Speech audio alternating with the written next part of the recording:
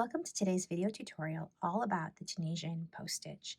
I have a couple of my designs here that show you all the different ways you can utilize post stitches, and I'm going to show you the traditional way that we're going to be using post stitches in my Moss and Myrtle shawl. So in this shawl, we're going to be using the simple stitch, and we're going to be doing a traditional Tunisian post stitch. Then I'll move on to my Cassandra Cowl, and here we use post stitches to create a ribbing, a faux ribbing effect, and I'll show you how we do this. And then I just wanted to show you a little variation. Here in my Find the Path shawl, we're actually using post stitches with the Tunisian knit stitch, and this is really fun, and there's a full video tutorial if you want to learn how to do this, so I'm not going to be talking about this today. Instead, we're going to focus on these two. Let me get my supplies, and I'll meet you back, and we'll begin. So I'm just finishing up my return pass here, and I've done a setup row of simple stitches. And when you're doing the post stitch, follow what the pattern says for the setup.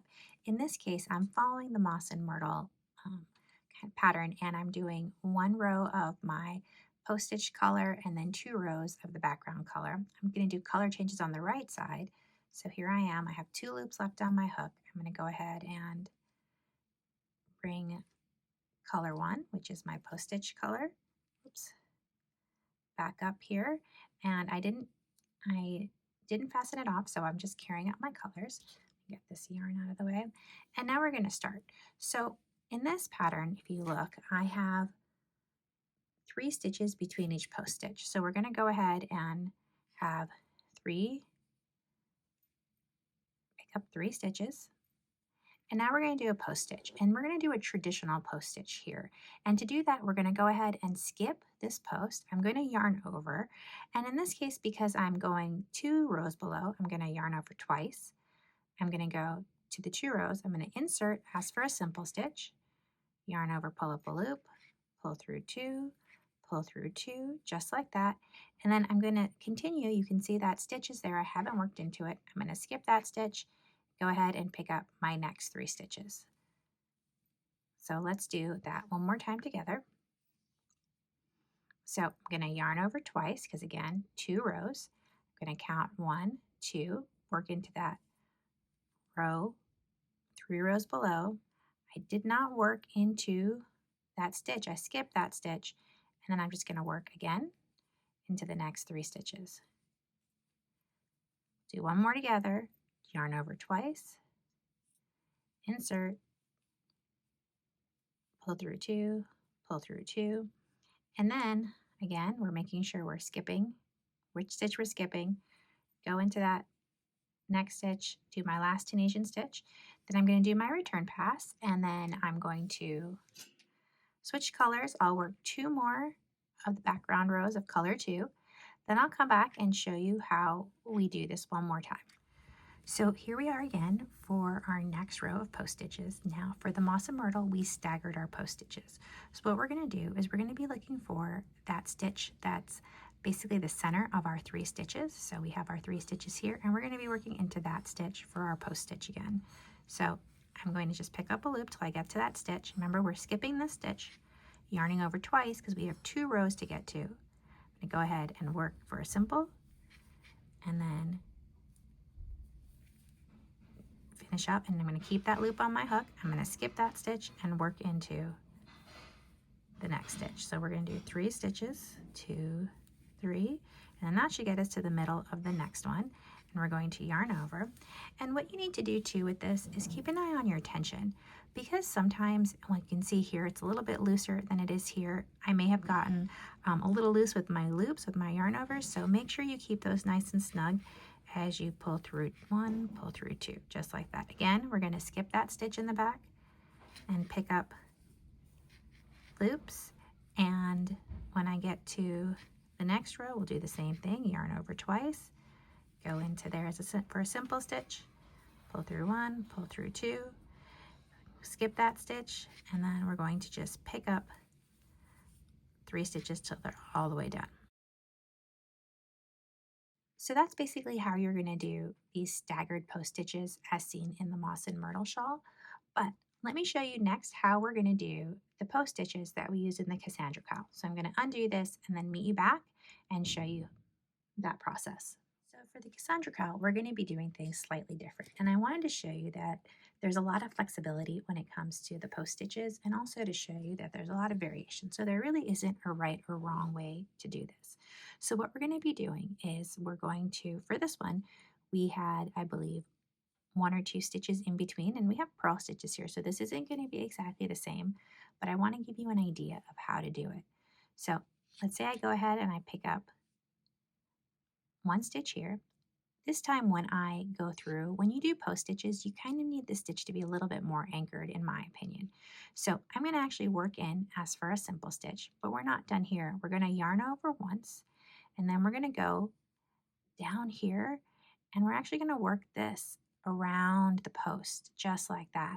So we're going around both the front and back vertical bars, and then we're pulling through. And you can see that that's going to make a much tighter, neater post stitch. So let's do that again. We'll pick up 2 stitches, just like that. Then I'm going to again work into that simple stitch, yarn over, go all the way down, find both the front and the back vertical bars of that simple stitch down below, yarn over, pull up a loop, pull through, whoops, yikes, pull through just like that, and then pull through 2. And so again, we're not skipping any stitches, and we have a nice anchoring stitch, and we're not increasing any stitches. So let's do that one more time together. So let me get to that next spot, and we're going to go ahead, insert our hook. For a simple stitch, yarn over, pull up a loop, yarn over once. So we're going to technically have 2 loops here on our hook. Find that simple stitch down below.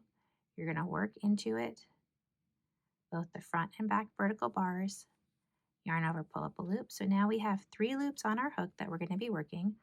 Pull through 2 and pull through 2, just like that. So I'm going to do one more.